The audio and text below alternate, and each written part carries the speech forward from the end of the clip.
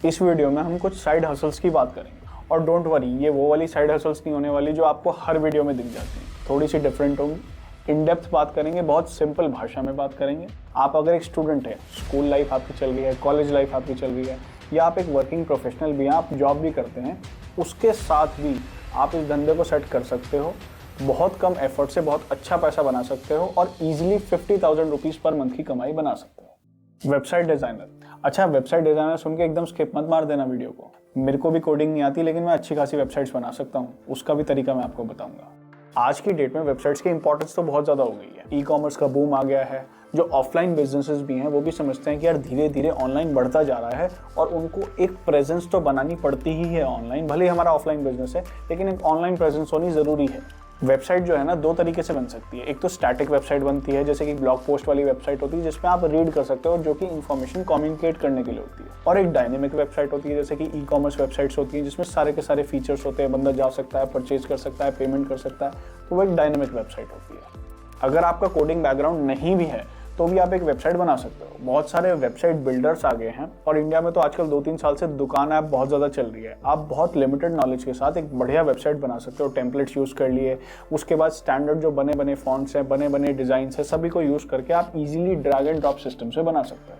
और फिर ट्रेडिशनली हमारा शॉपिफाई और विक्स तो है, वो भी वेबसाइट बिल्डर्स हैं और बहुत ईजी टू यूज़ है। अब ये तो बात सही है कि यार विदाउट कोडिंग एक वेबसाइट बनाई जा सकती है, लेकिन एक लिमिटेशन ये रहती है कि जो टेम्पलेट है आप उसी को यूज़ कर सकते हो। अगर आपको उसके अदर देन दैट कोई डिज़ाइन चाहिए या आपको कोई ऐसी फंक्शनैलिटी चाहिए जो स्पेसिफिक टू योर प्रोडक्ट है, तो वहाँ पे लिमिटेशन आ जाती है। इसके लिए आप कोडिंग भी सीख सकते हो और कोडिंग बेसिक सीखना बहुत मुश्किल नहीं है। आजकल यूट्यूब है और यूट्यूब के बाद बहुत सारे कोर्स वाले प्लेटफॉर्म्स हैं, जैसे कि कोर्सेरा हो गया, ये स्किलशेयर हो गया, ये बहुत सारे ऐसे प्लेटफॉर्म्स हैं जहाँ पे आप जा सकते हो और बेसिक कोडिंग सीख सकते हो। आपको एक दोस्त की कहानी बताता हूँ। उसको बहुत चढ़ा कि यार मैं वेबसाइट बनाऊंगा और बहुत पैसे कमाने हैं मैंने। उसने कॉलेजेस का सेक्टर पकड़ा। उसने कहा कि यार मैं सिर्फ कॉलेजेस के लिए वेबसाइट्स बनाऊंगा, क्योंकि कॉलेजेस की पेइंग कैपेसिटी अच्छी खासी होती है। उनको स्टैटिक वेबसाइट की ज़रूरत है, सिर्फ एक ब्रांड रेपो की तरह चाहिए। उनको कोई ई कॉमर्स फीचर नहीं चाहिए कि भैया माल बेचना है। तो मैं कॉलेजेस को पकड़ता हूँ। शुरू में क्या है, थोड़ी मशक्कत करनी पड़ी कॉलेजेस को पकड़ने के लिए। बहुत सारे कॉलेजेस को उसने अप्रोच करा, उसका कोई ट्रैक रिकॉर्ड नहीं था, तो फर्स्ट कॉलेज लैंड करना तो बहुत मुश्किल था। लेकिन फर्स्ट वेबसाइट जब उसने बना दी और अच्छी खासी वेबसाइट बनाई, बेसिक थी but at the same time decent looking website थी, और उस वेबसाइट को पकड़ा और आसपास के सभी कॉलेजेस को शेयर कर दिया कि यार मैं इस तरह की वेबसाइट बनाता हूँ, मेरे को कॉलेजेस की इंडस्ट्री की भी अंडरस्टैंडिंग है क्योंकि मैं रेगुलरली ऐसी चीज़ें बनाता हूँ, और आप मेरे को वेबसाइट बनाने का काम दें। कुछ उसने बेनिफिट सेल करे कि यार वेबसाइट बनाने के ये फ़ायदे हैं, ये फ़ायदे हैं, ये फ़ायदे हैं। काफ़ी सारे उसके पास क्लाइंटेल आ गई। अब उसको करना क्या पड़ता है, उसको एक तो अंडरस्टैंडिंग हो गई है इस इंडस्ट्री की, यार कॉलेजेस एक्सपेक्ट क्या करते हैं, क्योंकि वो रेगुलरली सिर्फ कॉलेजेस का काम करता है, वो नीश फोकस्ड है। अब as against a website developer जिसको डेवलपमेंट तो बहुत अच्छा आता है लेकिन इंडस्ट्री की नॉलेज नहीं है, तो शायद मैं भी कॉलेज होऊंगा तो मैं सेलेक्ट करूंगा कि चलो इस बंदे के साथ जाते हैं, इसको इंडस्ट्री की भी अंडरस्टैंडिंग है और ये काम निकाल लेगा। और अब क्या करता है, वो वेबसाइट्स बनाता है सभी कॉलेजेस के लिए।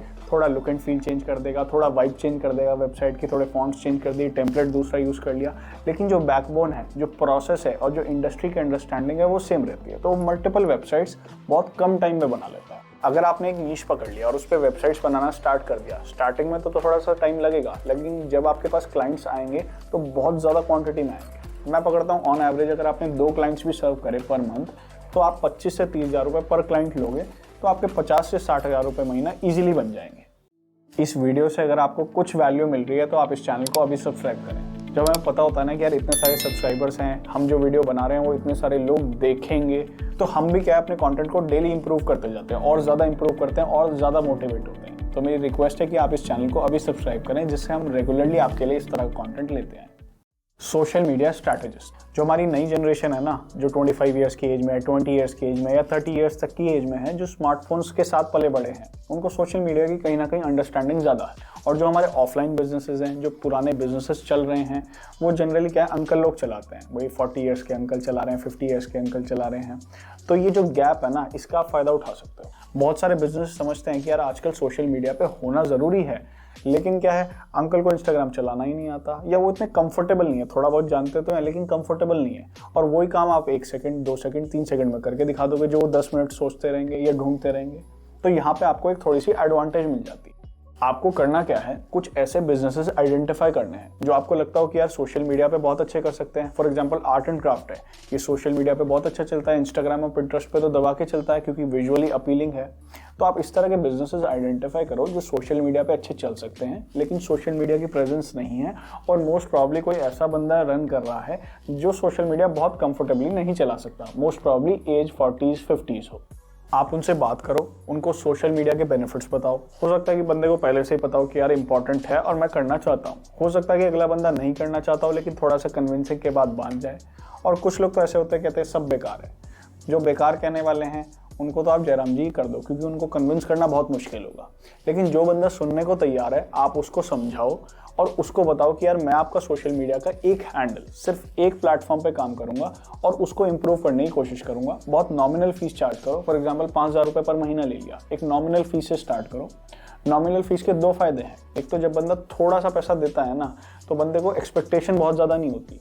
बंदा ये नहीं सोचेगा कि यार मुझे ये 3 महीने में ही सीधे millions and millions of subscribers पे या फॉलोअर्स पे पहुंचा देगा, तो उसकी एक्सपेक्टेशन उतनी हाई नहीं होगी। लेकिन अगर उससे आपने 50,000 रुपये महीना मांग लिया तो उसकी एक्सपेक्टेशन बहुत ज़्यादा हाई हो जाएगी। वो हर हफ्ते बैठ के चेक करेगा और जब उसको रिजल्ट नहीं मिलेगा तो आपको कॉल करेगा कि भैया क्या सीन है। दूसरा पॉइंट यह है कि नॉमिनल अमाउंट होता है, तो अगर आदमी को लगता है ना यार 50-50 भी है, कर भी लेता हूँ नहीं भी कर लेता हूँ, लेकिन नॉमिनल अमाउंट होता है तो बंदा सोचता है कि चल ट्राई कर लेता हूँ, अगर गए भी तो कोई दिक्कत नहीं और अगर कुछ फायदा हो गया तो फायदा है ही। और फिर आपकी कोशिश रहेगी कि सबसे पहले आप बेनिफिट डिलीवर करो। बेनिफिट कैसे होता है? एक व्यापारी को बेनिफिट चाहिए इंक्वायरीज की फॉर्म में और ऑर्डर्स की फॉर्म में, और थोड़ी सी पब्लिसिटी मिलनी चाहिए जो कि मेजर की जा सकती है व्यूज़ की फॉर्म में, सब्सक्राइबर्स की फॉर्म में, फॉलोअर्स की फॉर्म में। एक बार रिजल्ट आ गया फिर आपकी चक्री चलनी स्टार्ट हो जाएगी। एक बार आपने रिजल्ट डिलीवर कर दिया ना, फिर तो आपका क्लाइंट आपकी बहुत ज़्यादा सुनने लगेगा। फिर आप उसको और प्लेटफॉर्म्स पे भी ले जा सकते हो कि भाई इस पे भी ले जाऊंगा, इस पे भी ले जाऊंगा, इस पे भी ले जाऊंगा। या आप ऑलरेडी कह सकते हो कि मैंने आपको 1000 सब्सक्राइबर्स दिलाए, अब मैं इसको 10,000 कैसे करूंगा या 1 लाख कैसे करूंगा, और उसके बाद एक आप हैंडसम चार्ज भी कर सकते हो। और इस बिजनेस को स्केल करना बहुत ईजी है। एक बार आपने रिजल्ट डिलीवर कर दिए, आपके लिए वो टेस्टिमोनियल बन जाएगा। आप सभी लोगों को दिखा सकते हो कि देखो मैंने 3 महीने में इसके 1000 सब्सक्राइबर ला के दिए, ऑर्गेनिकली ला के दिए, और ये लोग इससे माल भी खरीदते हैं। जब आप ये चीज़ दिखाने लग जाओगे तो बहुत सारे क्लाइंट्स आएंगे और स्केल करना बहुत ईजी हो जाएगा। आपने एक वीडियो एडिटर रखा, एक ग्राफिक डिज़ाइनर रखा, एडिटिंग का काम सारा का सारा बारोबार हो रहा है, सिर्फ आप एक स्ट्रैटेजिस्ट बन गए जिसमें आपको सिर्फ क्लाइंट पकड़ना है, उसको डील करना है और स्ट्रैटेजी लेके चलनी है कि इसको ग्रो कैसे कराना है। क्लरिकल जॉब्स आप करवा के चलोगे। जब आप इस लाइन में घुसो ना तो एक छोटे से पॉइंट का ध्यान रखना। इंडिया में जो स्मॉल मीडियम बिजनेसेस है ना, उसमें कुछ ऐसे बिजनेस होंगे या कुछ ऐसे बिजनेस ओनर्स होंगे जिनको सोशल मीडिया की अंडरस्टैंडिंग बिल्कुल जीरो होगी, बिल्कुल जीरो अंडा।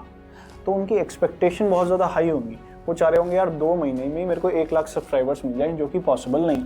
और अनफॉर्चुनेटली होता क्या है, इस तरह की एक्सपेक्टेशन की वजह से ही ना जो बॉट्स वाले लोग होते हैं कि यार बॉट्स चला देंगे और आर्टिफिशियली, ऑर्गेनिकली नहीं, आर्टिफिशियली आपके सब्सक्राइबर्स बढ़ा देंगे, इस तरह की सर्विसेज चलने लग जाती हैं। आपको क्लाइंट को क्लियरली समझाना पड़ेगा कि यार आप ट्रैफिक ला सकते हो या तो ऑर्गेनिक तरीके से या पेड तरीके से, और यही 2 तरीके सही हैं, एड्स चला लो और या ऑर्गेनिकली आप ले आओ।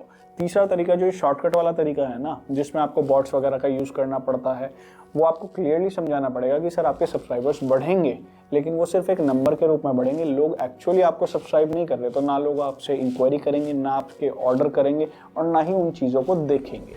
और जिस तरह वो बढ़ेंगे उसी तरह रातों रात वो गिर भी जाएं। और अगर क्लाइंट तब भी समझने को तैयार नहीं है तो आप शॉर्टकट्स की डायरेक्शन में बिल्कुल ना जाएं, आप अगले क्लाइंट की तलाश करें। अगर आप इसी तरह चलते रहे तो आप 10 क्लाइंट भी पकड़ लेंगे, ऑन एवरेज में पकड़ रहा हूँ, और 10 क्लाइंट बहुत बड़ी बात नहीं है, थोड़ा सा काम चलने के बाद 10 क्लाइंट भी अगर आपने पकड़ लिए और 5,000 रुपये भी चार्ज करें तो 50,000 रुपये महीना आपका आए जाएंगे।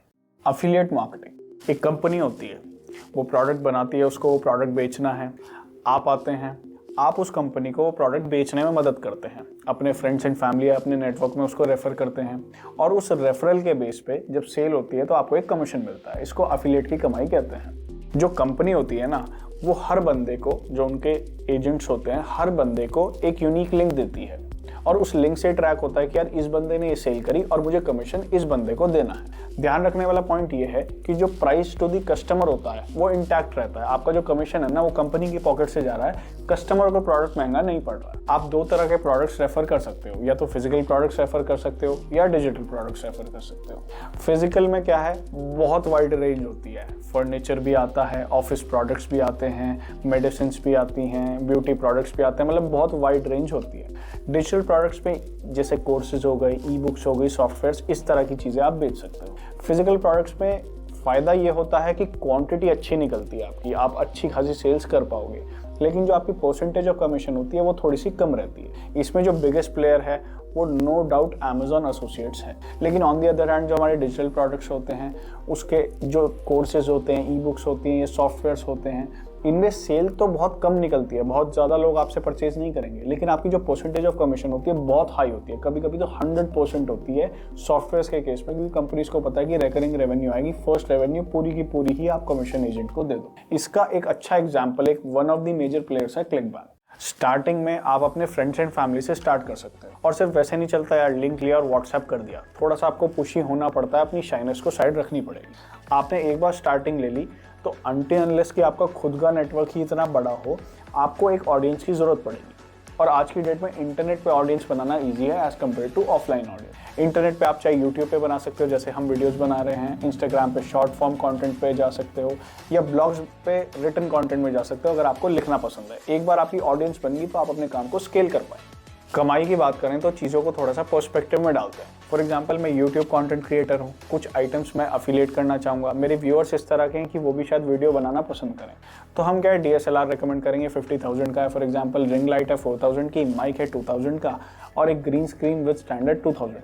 अज्यूम करते हैं कि Amazon हमें 4% कमीशन देता है, Amazon एसोसिएट्स का जो प्रोग्राम है, अगर हमारे एफिलिएट लिंक से कोई बंदा परचेज करता है, और ये वैसे 6% तक भी जा सकता है, लेकिन आइटम टू आइटम वेरी करता है, 4% पकड़ लेते हैं। और अगर हमने मंथ की 25 सेल करी सभी प्रोडक्ट्स की, तो ईजिली मैं 58,000 पर मंथ कमा लूँगा। और अगर मेरी ऑडियंस सही में वाइड है, जो कि over a period of time हो जाएगी, तो 25 सेल बहुत नॉमिनल है। बहुत ज़्यादा सेल भी इससे आ सकती है और बहुत अच्छा अमाउंट भी बनाया जा सकता है।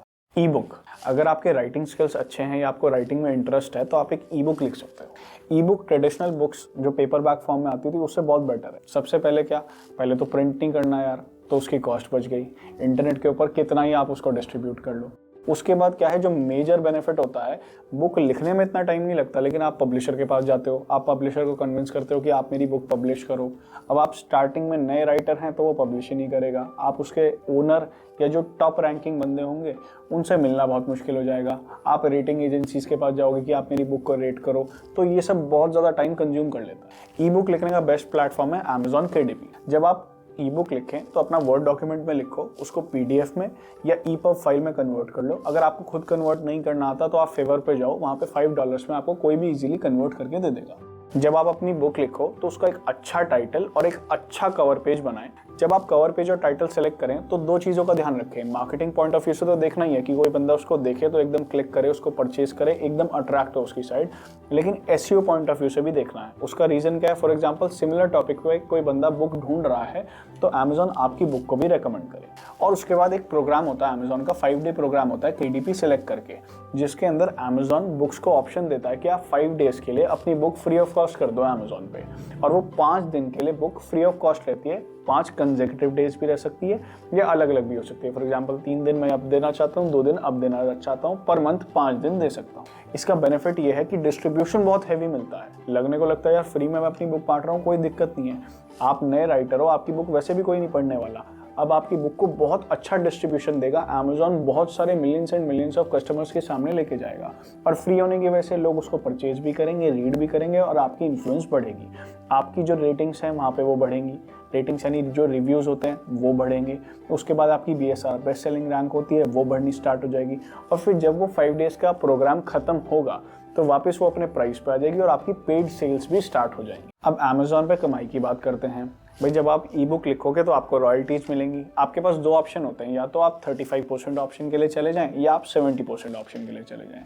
35% ऑप्शन में सीधा सच्चा रहता है कि जो आपका लिस्ट प्राइस है एक्सक्लूडिंग वैट, क्योंकि कुछ जगह यूरोपियन कंट्रीज में वैट लगता है, तो एक्सक्लूडिंग वैट 35% आपको रॉयल्टी मिल जाती है। लेकिन 70% में थोड़ा सा डिफरेंट होता है, वहाँ पे डिलीवरी चार्जेस भी डिडक्ट होते हैं, डिलीवरी चार्जेस ओवर इंटरनेट, और वो नॉर्मली क्या होता है $0.06 होता है, और वेरी कर सकता है फाइल के साइज के हिसाब से। अच्छा, टेंशन लेने की बात नहीं है। अगर आप बहुत अच्छे राइटर नहीं हो तो आप बुक किसी और से लिखवा भी सकते हो। कंडीशन ये है कि आपको बेचना आना चाहिए। अगर आपको बुक्स बेचनी आती हैं तो आप एक पर्टिकुलर नीश पकड़ो, उस नीश पे बुक्स लिखवाते चलो और उनको बेचते जाओ। अच्छा, इसकी कमाई की अगर बात करते हैं तो चीज़ों को थोड़ा सा पर्सपेक्टिव में डालते हैं, नंबर्स में खेलते हैं। भाई एक बुक आपने पकड़ी, 99 रुपीज़ की सेल करी, एक ठीक प्राइस है, बहुत ज़्यादा भी नहीं है और बहुत ज़्यादा कम भी नहीं है। उस पर आपने 35% रॉयल्टी कमाई, 34 रुपये हम मान लेते हैं। उसके आपके कुछ कॉस्ट भी होंगे, शायद आपने बुक किसी और से लिखवाई होगी, आपके कुछ एडवर्टाइजमेंट कॉस्ट होंगे, हो सकता है आपने थोड़े से एड्स अमेजोन पे ही चलाए हों, तो 17 रुपये हम खर्चा मान लेते हैं। ऑन एवरेज आपने 17 रुपये पर बुक कमा लेना है नेट। आपने 300 कॉपीज़ भी अगर पर मंथ बेची तो आपके लगभग 5100 रुपये पर मंथ बच जाएंगे।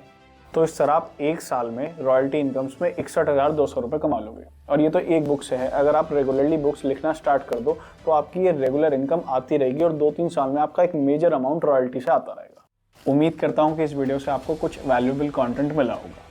मेरी रिक्वेस्ट है कि आप कमेंट्स बॉक्स में जाकर टिल दी एंड लिखें, इससे मेरे को पता चलेगा कि आपने वीडियो एंड तक देखी है और आप कमाई के लिए सीरियस है। और जिन लोगों ने वीडियो नहीं देखी होगी तो वो कमेंट्स बॉक्स में सोचेंगे कि टिल दी एंड क्यों लिखा है। मिलते हैं नेक्स्ट वीडियो में, अंटिल देन।